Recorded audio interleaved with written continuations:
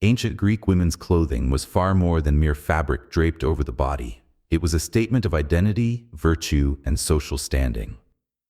Every piece of cloth told a story, and every fold carried meaning.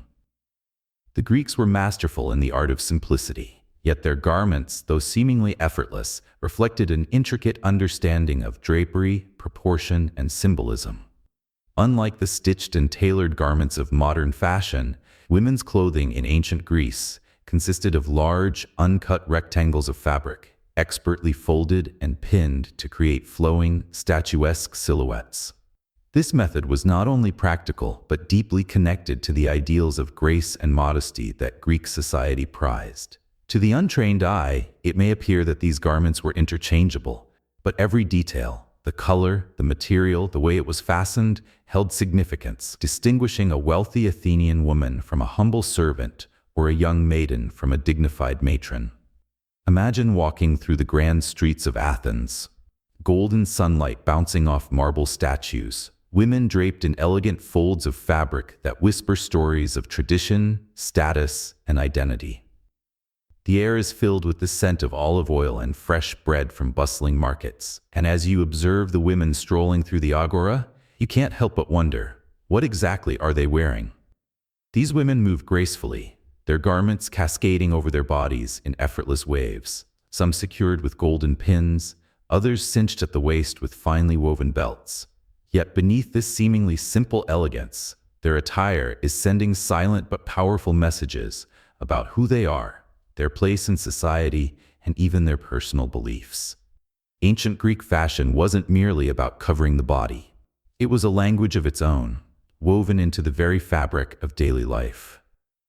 What makes ancient Greek fashion so fascinating is its deep connection to societal values.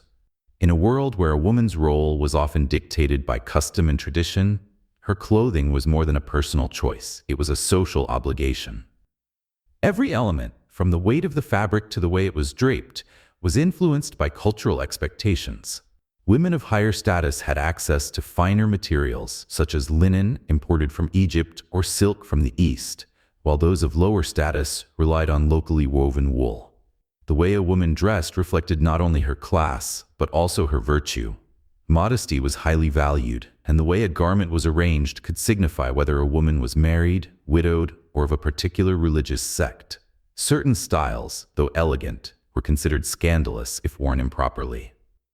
A dress too loosely fastened, or a chiton revealing too much skin could be seen as provocative, challenging the societal norms that sought to keep women modest and restrained. But here's something you might not know. Some Greek women intentionally defied these expectations through their clothing. In Athens, where women were expected to remain modest, conservative garments such as the peplos were the norm.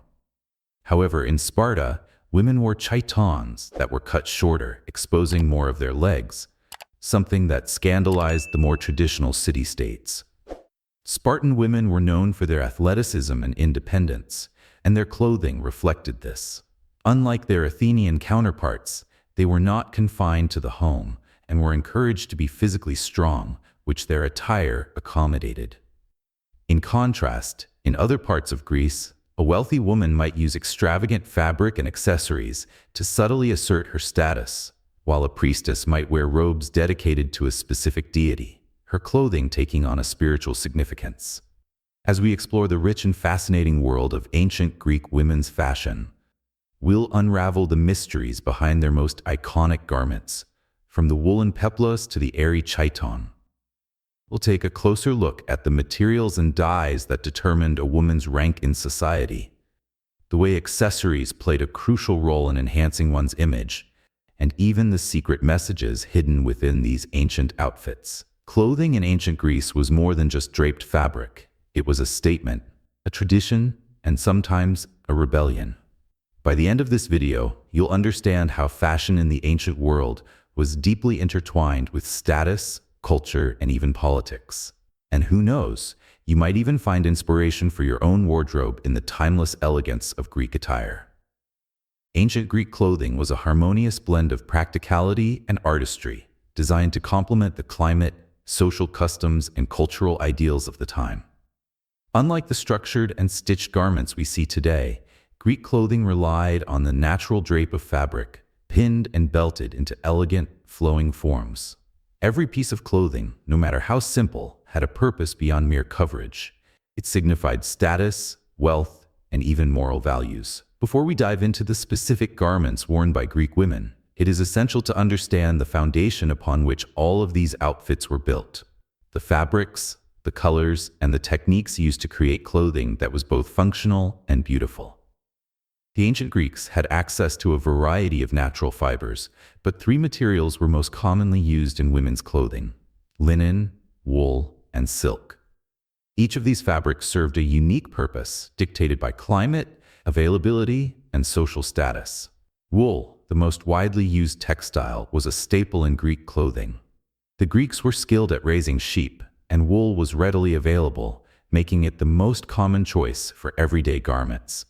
It was particularly favored for the peplos, a traditional woolen dress worn by women throughout Greece.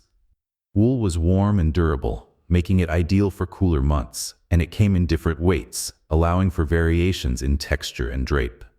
The process of making wool was labor-intensive. Sheep had to be shorn, the wool cleaned and carded, then spun into thread before it could be woven into fabric on a loom. Wealthier women could afford finer wool, while poorer individuals had to make do with rougher, coarser textures.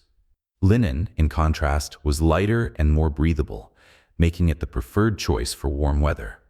Imported from Egypt, linen was made from the flax plant, a process that involved soaking the stalks in water, drying them, and then painstakingly extracting the fibers. The result was a smooth, lightweight fabric that draped beautifully over the body. The chiton, a linen garment popular in Athens, became a symbol of refinement and elegance. Unlike wool, linen absorbed dyes more easily and was often found in a wider range of colors. However, because it had to be imported, linen was more expensive than wool and often associated with higher status. For the wealthiest Greek women, silk was the ultimate luxury. Though rare, silk was occasionally imported from the East via trade routes that connected Greece to Persia and China. It was prized for its softness, sheen, and fine texture. A silk chiton or shawl was an unmistakable mark of affluence, worn by the elite who could afford such exotic imports. However, silk garments were not common in everyday life. They were reserved for special occasions or worn by priestesses and noblewomen.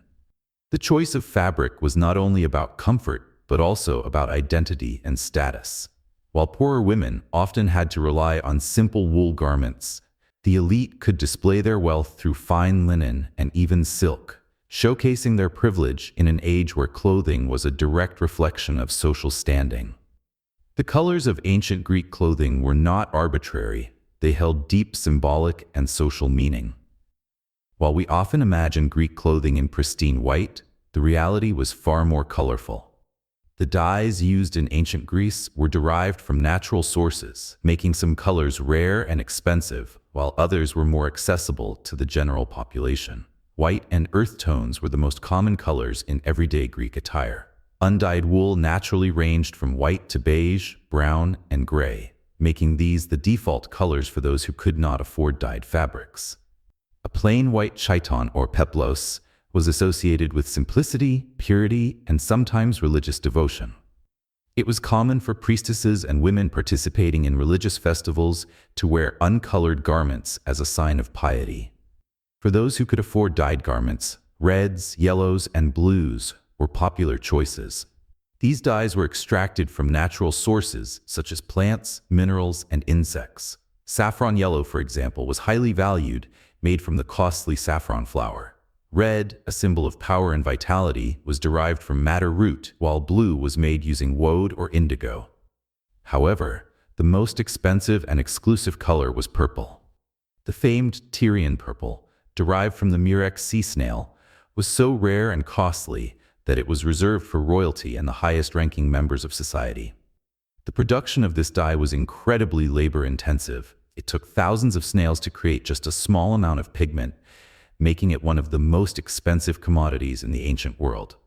Women who wore deep purple garments were signaling immense wealth and social status. Greek women often complemented their dyed garments with embroidered patterns and decorative borders. These intricate details could include geometric motifs, floral designs, or even depictions of mythological scenes, all woven into the fabric by skilled artisans. Embroidery was another way to showcase wealth, as elaborate patterns took time and expertise to produce. Occasions, changing the way it was pinned or cinched to create varied silhouettes. One of the most fascinating aspects of ancient Greek clothing was its minimalist yet sophisticated construction. Unlike modern clothing, which relies on cutting, stitching, and tailoring, Greek garments were primarily composed of large, rectangular pieces of fabric. There were no sleeves, zippers, or buttons. Everything depended on draping, pinning, and belting to create the final look. A standard Greek garment began as a single sheet of fabric, which was then folded and secured with fibulae, decorative pins or brooches, or zoster, belts and sashes. The beauty of this design lay in its adaptability. Women could adjust their clothing to suit different occasions, changing the way it was pinned or cinched to create varied silhouettes. The peplos construction. This method involved folding a long piece of wool fabric so that the upper portion draped over the torso, creating an overfold known as the apoptygma. It was then pinned at the shoulders, leaving the sides open or partially sewn for modesty. The chiton construction. Unlike the peplos, which was woolen and heavier, the chiton was made of linen and was often sewn along the sides to create a more fitted look. The top of the chiton was fastened at intervals with pins or buttons, creating a pleated effect when belted at the waist. This lack of stitching and fixed seams allowed movement and airflow, which was particularly suited to the Mediterranean climate. It also meant that one garment could serve multiple purposes. A long peplos could be repinned into a shorter version for ease of movement, and a chiton could be layered with a himation, a cloak-like wrap, for warmth. This construction technique also made clothing highly sustainable. Because the fabric wasn't cut, it could be easily repurposed. An old chiton could become a shawl, a discarded peplos could be turned into household fabric, and even worn-out pieces were recycled for practical use. The foundations of ancient Greek clothing were built on practicality, status, and adaptability. The choice of fabric reflected both climate and wealth, while colors and dyes symbolized everything from modesty to power. And despite its simplicity, the art of draping fabric into graceful, flowing silhouettes gave Greek women an undeniable sense of elegance and sophistication. Now that we understand the materials and methods behind their clothing, we can dive deeper into the specific garments that defined ancient Greek women's fashion, starting with the iconic peplos. The peplos was not just a piece of clothing, it was a defining symbol of Greek womanhood, worn with pride, tradition, and meaning. Made from heavy wool, this garment was both practical and deeply embedded in cultural and societal norms. Unlike the more flexible and lightweight chiton, which would later gain popularity, the peplos was exclusively for women and maintained a strong association with modesty, status, and respectability. To the modern eye, it may seem like a simple draped fabric, but in ancient Greek society, its construction, styling, and symbolism played an essential role in shaping a woman's identity. At its core, the peplos was a long, rectangular piece of woolen fabric, folded and pinned in a way that created an overfold, known as the apoptygma, which draped down over the upper body. It was sleeveless and fastened at the shoulders using fibula, decorative pins or brooches that varied in style and material depending on the wearer's wealth. Unlike other Greek garments, which were sometimes sewn together at the sides, the peplos was typically left open along the sides, meaning it was entirely dependent on strategic folding and pinning to maintain its structure. Worn primarily in archaic and classical Greece, circa 800 to 400 BCE, the peplos was eventually replaced by the lighter and more adaptable chiton, but it never disappeared completely. In fact, it remained a staple in religious and ceremonial settings, often worn by priestesses and figures representing Greek goddesses, particularly Athena, who was frequently depicted wearing a richly adorned peplos. The peplos was a garment of tradition and status, worn primarily by married women or those belonging to aristocratic families. It was considered the most respectable and dignified form of dress, often associated with maturity, modesty, and virtue. While young girls and maidens sometimes wore lighter versions, it was primarily the symbol of a woman who had transitioned into adulthood and taken on the responsibilities of marriage and household management.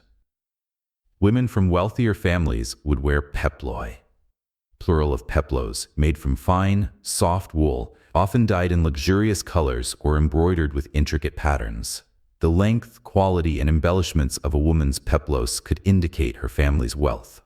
By contrast, working-class women and servants typically wore simpler, coarser versions of the peplos, often in natural wool shades like beige, brown, or gray. In Athens, the peplos was a sign of traditional values, worn by women who conformed to the city's expectations of femininity, domesticity, and modesty. However, in Sparta, where women enjoyed more freedom and physical activity, a shorter, more functional version of the peplos was common. A shocking sight to more conservative Greeks, who considered this indecent and unladylike. Wearing a peplos was both an art and a ritual, requiring careful folding, pinning, and belting. While seemingly simple, the way a woman arranged her peplos could alter her silhouette, express her status, and even convey personal modesty or boldness. Here's how the peplos was traditionally worn. Choosing the fabric. The peplos was always made of wool, but the thickness and softness varied depending on wealth and the season. Wealthier women had finely woven wool that draped elegantly, while poorer women wore rougher, heavier fabrics. Folding the apoptygma. A significant feature of the peplos was the apoptygma, or upper fold. This fold covered the chest and upper torso, falling down to about the waist. The length of the fold was adjustable, allowing women to create different silhouettes. Draping the fabric. The rectangular piece of fabric was wrapped around the body without sewing, meaning it was completely open at the sides. Securing with fibulae. The peplos was fastened at the shoulders using fibulae, brooches or pins that could be simple or highly elaborate. Wealthy women often had gold or gemstone-encrusted fibulae, while commoners used bronze or bone pins. Belt or girdle. The peplos was often belted at the waist or under the bust, creating a blousing effect. The belt could be hidden beneath the apoptygma for a more structured look, or worn over it for a cinched waistline. Layering for warmth. In colder weather, a himation, a large woolen cloak, was often worn over the peplos, adding an extra layer of protection against the elements. The beauty of the peplos lay in its versatility. It could be styled in different ways to suit different occasions, body types, and even personal preferences. The peplos was more than a dress. It was a reflection of societal ideals and a marker of a woman's role in the household and community. Modesty and respectability. The peplos was favored by women who adhered to conservative social norms.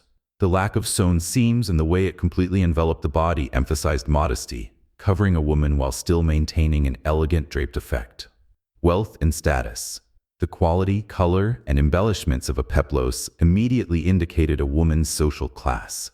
An elaborately embroidered peplos in vibrant colors was a statement of affluence, while a plain, undyed wool peplos signified lower status. Religious and cultural significance. In religious ceremonies, the peplos took on a sacred role. The most famous example was the peplos of Athena, an intricately woven garment dedicated to the goddess during the Panathenaic festival, symbolizing civic pride and divine protection. The peplos was more than a dress. It was a reflection of societal ideals and a marker of a woman's role in the household and community.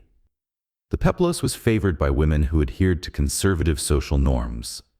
The lack of sewn seams and the way it completely enveloped the body emphasized modesty, covering a woman while still maintaining an elegant draped effect. Wealth and status. The quality, color, and embellishments of a peplos immediately indicated a woman's social class. An elaborately embroidered peplos in vibrant colors was a statement of affluence, while a plain, undyed wool peplos signified lower status. Religious and cultural significance. In religious ceremonies, the peplos took on a sacred role. The most famous example was the peplos of Athena, an intricately woven garment dedicated to the goddess during the Panathenaic festival, symbolizing civic pride and divine protection. While the peplos was a staple of early Greek fashion, a new, lighter, and more flexible alternative emerged over time: the chiton. Unlike the heavier woolen peplos, The chiton was made from linen, a fabric that allowed for greater breathability and comfort, especially in the warm Mediterranean climate.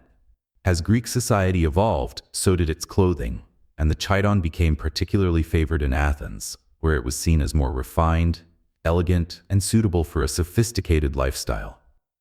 It was a symbol of grace and fluidity, offering women greater freedom of movement, which made it more practical for both daily life and ceremonial occasions. But the chiton wasn't just a practical garment. It was also a powerful marker of status and identity. The way a woman wore her chiton, the fabric she chose, and even the number of folds and pleats in the drapery could signify her wealth, class, and social role. Unlike the rigid formality of the peplos, the chiton allowed for personal expression, making it one of the most beloved garments in ancient Greek fashion. The chiton was a long, rectangular piece of linen fabric, folded around the body and fastened at the shoulders with pins or buttons.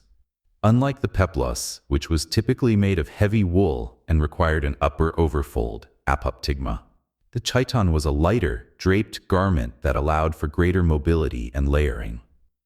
It was often belted at the waist to create a flowing silhouette, emphasizing the natural curves of the female body while still maintaining the modesty expected in Greek society.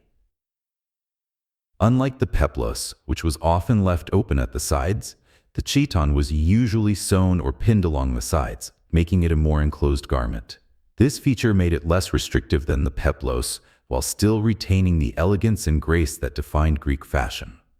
By the 5th century BCE, the chiton had become the dominant style for Greek women, replacing the peplos in many city-states, particularly in Athens. It was lighter, more adaptable, and allowed for greater ornamentation, which made it popular among women of all social classes. The chiton came in two main variations, the Doric chiton and the Ionic chiton. Each had its own unique styling, draping, and significance. The Doric chiton was the earliest version of the garment and was heavily influenced by the peplos. It was sleeveless and typically fastened at the shoulders with fibulae, pins, or brooches. The Doric chiton was shorter and less voluminous than its Ionic counterpart, with minimal folds and a straight, column-like silhouette, made from heavier linen or even wool, giving it a structured appearance. Typically belted at the waist or just below the bust to create a more fitted shape.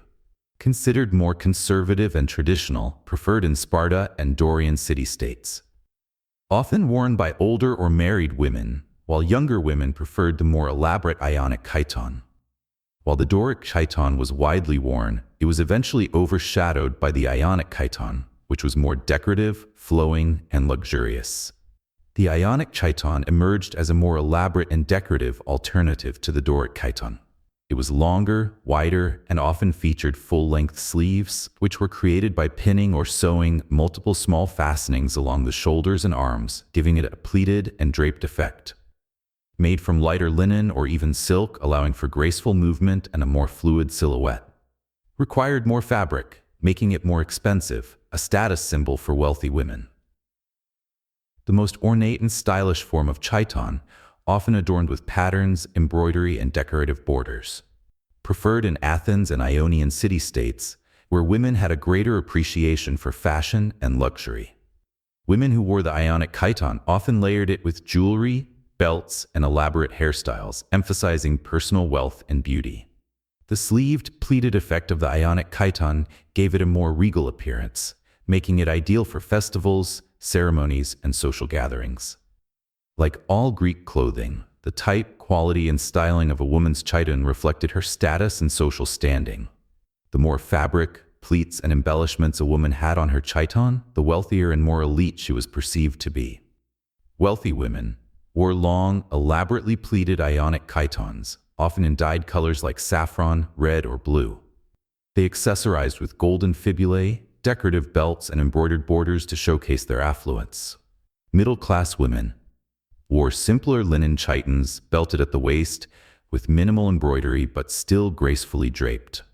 Poorer women and servants wore shorter, undecorated chitons, often made from coarse linen or lower-quality wool, dyed in earthy tones like brown or beige. Because the Ionic chiton required significantly more fabric, it became a clear indicator of status. The ability to afford a long, pleated, and finely dyed chiton meant that a woman came from a wealthy family with access to imported textiles and skilled artisans. The chiton's influence extended beyond Greece, making its way into other Mediterranean civilizations, particularly Rome. As Greek culture spread through trade and conquest, the Romans adopted and modified the chiton, incorporating it into their own fashion. The Roman tunica, a staple of Roman clothing, was directly inspired by the Greek chiton. It retained the draped linen style but became more structured over time.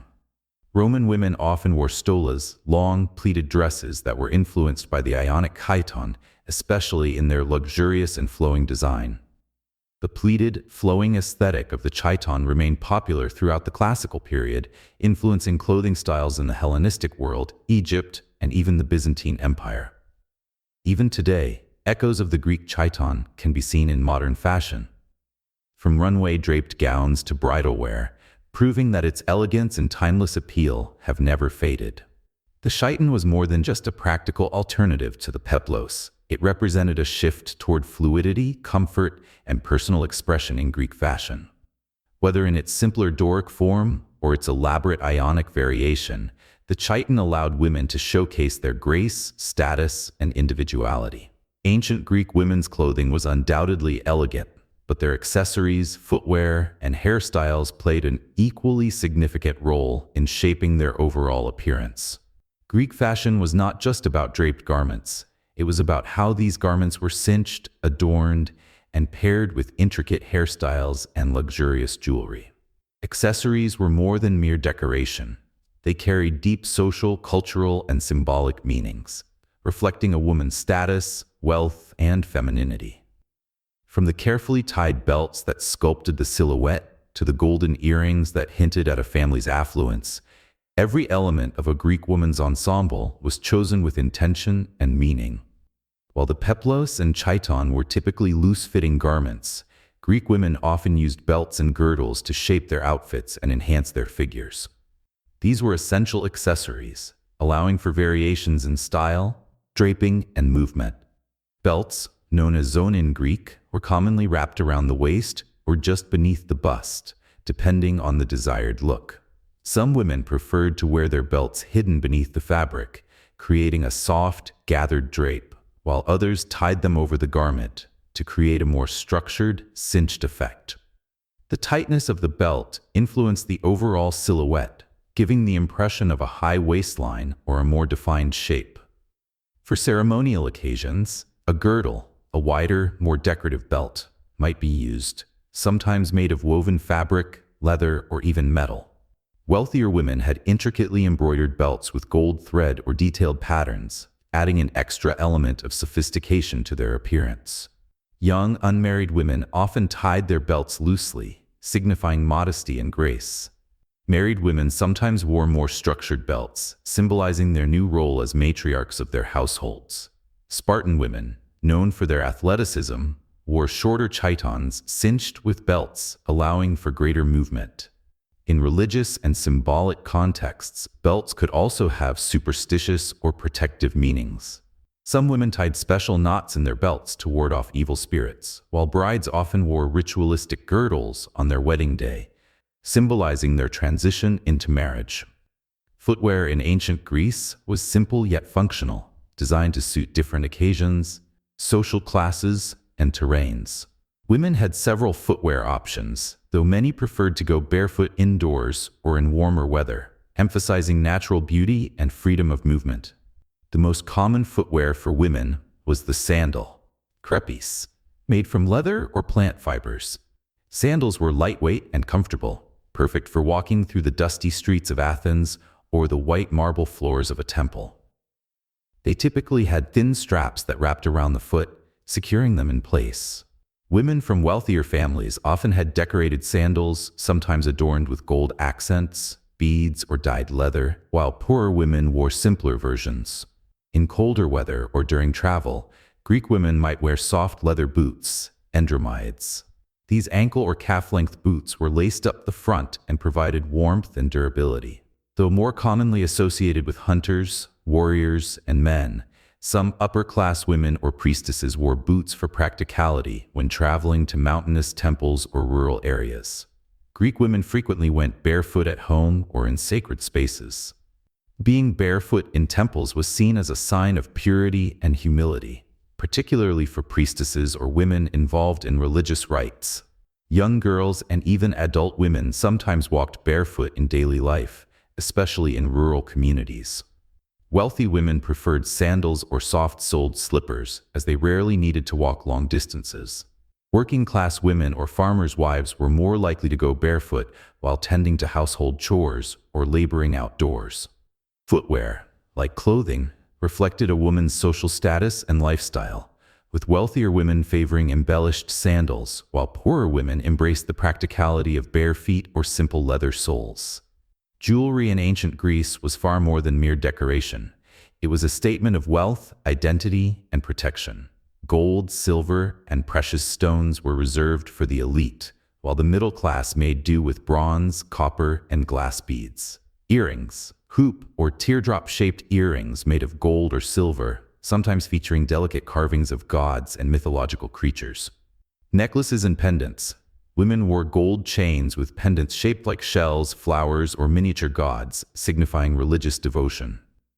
Bracelets and armlets. Some upper-class women wore bracelets on both wrists, while others adorned armlets that wrapped around their upper arms. Rings. Rings were not yet symbols of marriage, but were used for personal adornment or signet purposes. Hair ornaments. Intricately designed gold hairpins, combs, and even jeweled headbands completed a woman's hairstyle. Jewelry was not just about beauty. It was often believed to have protective powers. Many Greek women wore amulets and charms to ward off the evil eye, ensuring their health and safety. Wealthier women had access to imported gemstones like amethyst, pearls, and turquoise, while poorer women wore bone, glass, or ceramic beads. Regardless of material, jewelry was an integral part of self-expression, allowing women to showcase their status and individuality. A Greek woman's hairstyle was a direct reflection of her social standing, age, and personal taste. Hairstyles evolved throughout Greek history, shifting between simple, practical looks and elaborate, decorative styles. Braided crowns. Women often styled their hair into braided wreaths or crowns, wrapping plaits around their heads. This classical look symbolized elegance and femininity. Loose curls. Soft, wavy hair was considered a mark of beauty, and women often curled their hair using heated bronze rods. Chignons and updos. Many Greek women styled their hair into low buns or twisted knots, secured with golden pins or combs. Decorative hairpieces. Wealthy women embellished their hairstyles with pearls, gold ornaments, or scented oils, adding luxury and refinement. Hair was also closely tied to marital status.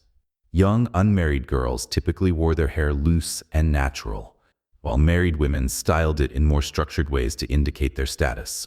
Spartan women, known for their boldness, often wore their hair shorter or unbound, which shocked Athenians.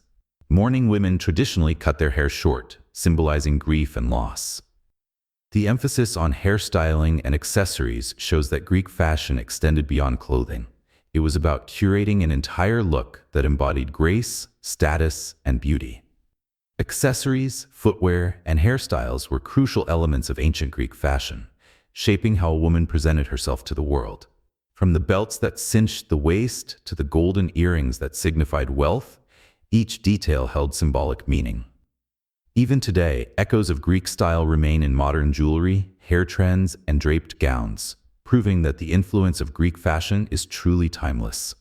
Ancient Greek women dressed not only for daily life, but also for significant moments that shaped their existence: weddings, funerals, and religious festivals. Clothing for these occasions was deeply symbolic, carrying spiritual, social, and emotional significance. A bride's attire reflected her transition into marriage. A mourning woman's garment signified loss and grief, and the elaborate festival costumes honored the gods through beauty and devotion. Each of these special garments was carefully selected to match the customs, beliefs, and traditions of the time.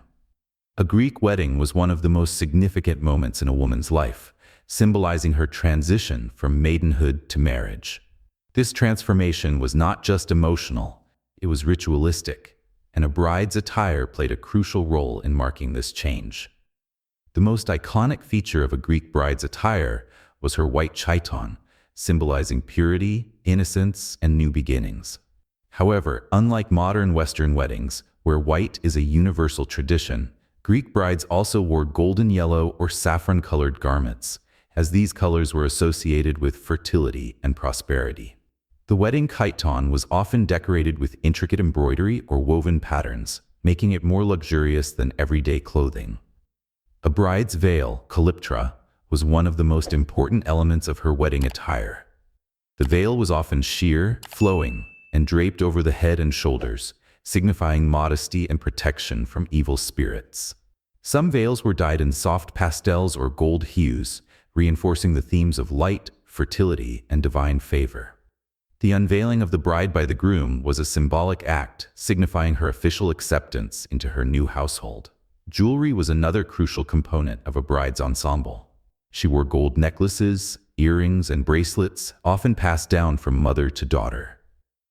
These pieces were not only decorative but also served as protective charms. Many had engravings of deities like Aphrodite, goddess of love, or Hera, goddess of marriage, invoking their blessings for a happy and prosperous union. Bridal footwear varied by region, but specially crafted leather sandals were common. Some brides had their sandals inscribed with good luck symbols or dedications to Aphrodite, reinforcing the spiritual aspect of marriage. The wedding ceremony itself was filled with ritualistic dressing and undressing, with the bride undergoing a premarital bath in sacred water before donning her wedding chiton. This cleansing ritual symbolized purification and preparation for her new life. After the wedding night, she would wear a different garment, symbolizing her completed transition into womanhood. Just as wedding attire symbolized joy and transformation, mourning attire signified loss, sorrow, and remembrance. In ancient Greece, death was seen as a passage into the underworld, and the way a woman dressed reflected her role in honoring the deceased. Mourning women typically wore black or dark-colored chitons, representing their sorrow. Unlike the bright colors and gold jewelry worn for celebrations, mourning garments were plain, unadorned, and modest. This lack of embellishment was a visual sign of grief and withdrawal from normal social life. In some cases, gray or dark blue fabrics were also worn, as these colors symbolized sadness and transition. The clothing itself was usually loose and unstructured, further emphasizing a sense of mourning and detachment from beauty or status. Another key feature of mourning dress was the act of physically altering one's appearance. Many Greek women in mourning cut their hair short or let it fall unkempt, symbolizing their emotional distress. In extreme cases, women tore their garments as an outward display of grief, a tradition that can be seen in Greek tragedy plays, where grieving female characters appear with disheveled clothing and hair. Mourning could last anywhere from a few weeks to several months, depending on the importance of the deceased. During this period, women refrained from wearing jewelry, bright fabrics, or elaborate hairstyles, as these were seen as disrespectful to the dead. In some cases, particularly devoted mourners wore dark garments for a lifetime, signaling permanent grief. After the formal mourning period ended, a woman might gradually reintroduce color into her clothing, signifying her return to daily life. However, the memory of the deceased remained, often honored through annual rituals and commemorations, where mourning attire was once again worn in tribute. Greek religious festivals were among the most spectacular public events, and women's attire reflected the grandeur, devotion, and celebratory spirit of these occasions. Whether participating in ritual processions, theatrical performances, or temple ceremonies, women adorned themselves in special garments that honored the gods. One of the most famous religious festivals was the Panathenaic festival, held in honor of Athena, the patron goddess of Athens. During this festival, a newly woven peplos was presented to Athena's statue in the Parthenon. Women who participated in the procession often wore their finest chitons and himatians, accessorized with gold belts, embroidered sashes, and elaborate hairpieces. For festivals honoring Dionysus, the god of wine and theater, women often wore flowing chitons in rich colors, symbolizing joy and fertility. During Dionysian celebrations, it was common for women to let their hair down and wear wreaths of ivy or laurel, emphasizing the wild, ecstatic nature of the festivities. Priestesses, who played an important role in religious life, had their own distinctive attire. They often wore long, finely woven garments in white or soft pastel tones, symbolizing purity and divine connection. Some priestesses wore gold diadems or sacred amulets, distinguishing them from ordinary women. Their chitons were often more structured and layered, reinforcing their authority in religious rituals.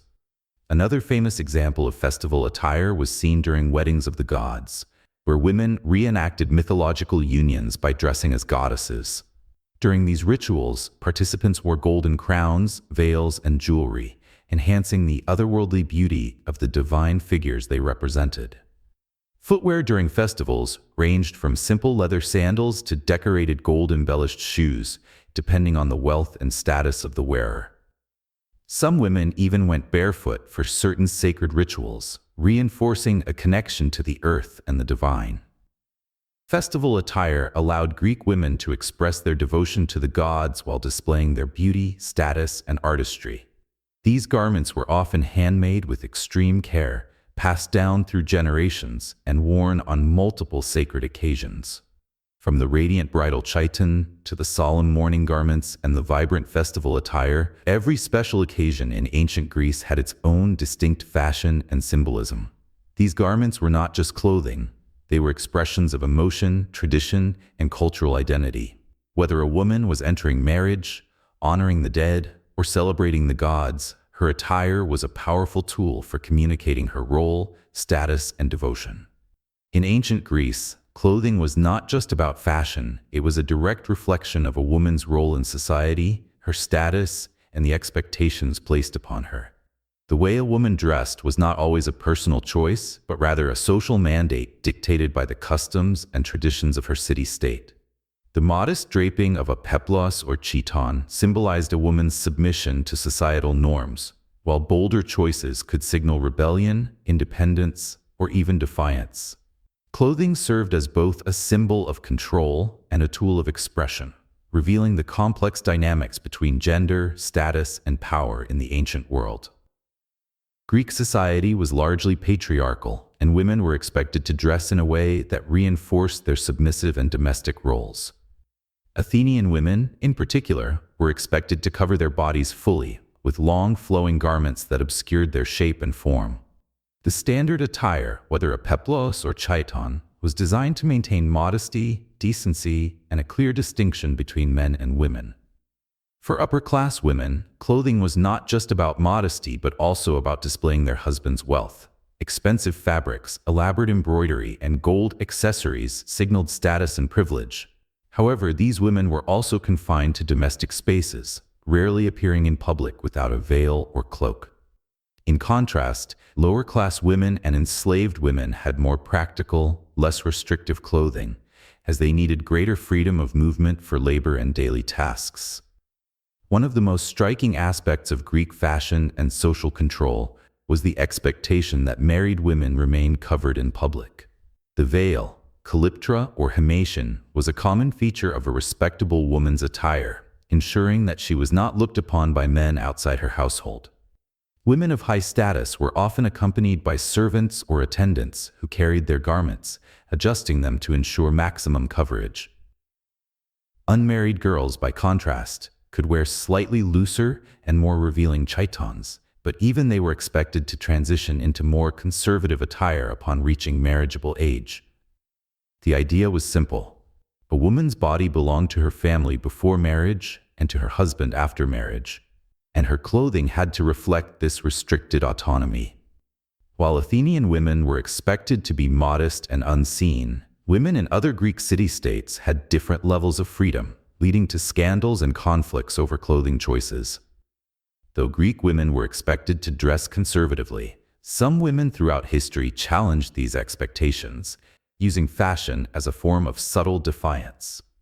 One of the most notable examples of fashion rebellion was the adoption of sheer or loose chitons by some Athenian women in later periods. Unlike the rigid, modest peplos, These lightweight, flowing garments draped over the body in ways that could be seen as alluring or even provocative. Some women experimented with different ways of draping their chitons to reveal one shoulder or more of their silhouette, an act that scandalized conservative men in Athens.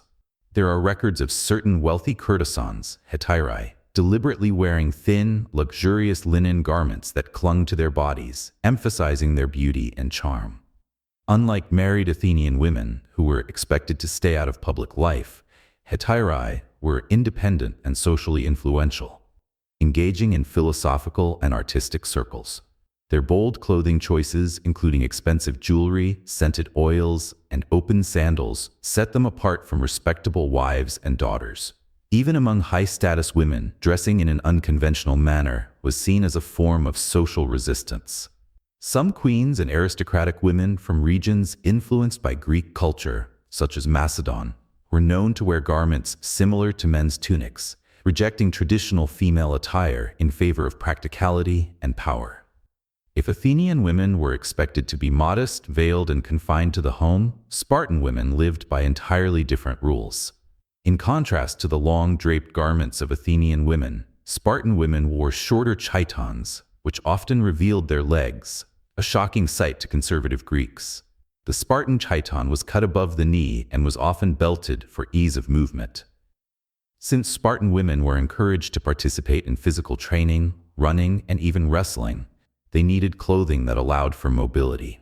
Unlike Athenian women, who were expected to stay indoors, Spartan women frequently exercised in public, an act that scandalized the rest of Greece. Spartan women were also not required to veil themselves, a practice that was virtually unheard of in Athens. They walked confidently through the city, engaged in public discussions, and even owned property, things that would have been unthinkable for Athenian women. Their more revealing attire was symbolic of their freedom, as their society valued strong, capable mothers who could produce healthy warrior sons. Critics from other Greek city-states, particularly Athens, condemned Spartan women for their clothing and lifestyle, claiming that they were too bold, too outspoken, and too independent. The philosopher Aristotle even wrote negatively about Spartan women, blaming their freedom and influence over men as a reason for Sparta's supposed decline. However, within Sparta itself, this practical and freer style of dress was seen as a mark of strength and superiority. Greek women's clothing was far more than just a fashion statement. It was a reflection of their rights, roles, and restrictions within society. In Athens and many other city-states, clothing was a tool of control, enforcing a woman's modesty, submission, and domesticity. But in certain regions, such as Sparta, women used clothing to assert their strength, independence, and athleticism, challenging the conventional expectations of Greek femininity.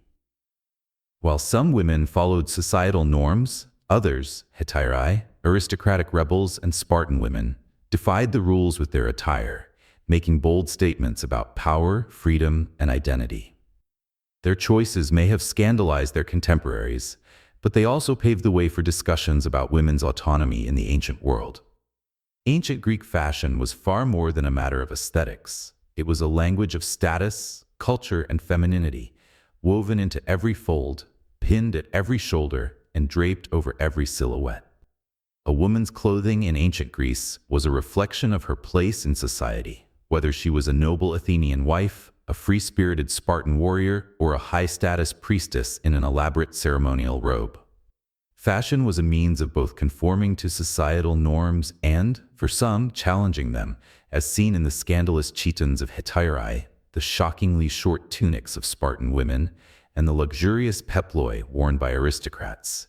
Each garment told a silent but powerful story of tradition, of restriction, and sometimes of rebellion. But while ancient Greek women's clothing was dictated by social expectations, it was also undeniably elegant, sophisticated, and enduring. The way fabric flowed over the body, the meticulous draping techniques, and the symbolic use of color, jewelry, and accessories have left an imprint that transcends time and geography. Even today, modern fashion continues to draw inspiration from the classical silhouettes of Greek attire. Luxury designers and contemporary fashion houses frequently reimagine the Grecian look, creating ethereal, draped gowns reminiscent of the chiton or peplos. The concept of flowing, minimalist elegance, seen in evening wear, bridal fashion, and even everyday tunics and maxi dresses, owes much to the simplicity and sophistication of ancient Greek clothing. High-waisted belts, gold accessories, and braided hairstyles, iconic elements of classical beauty, continue to dominate modern runways, proving that the legacy of Greek fashion is still alive today. More than just garments, these clothes were a cultural statement, one that defined beauty, status, and identity.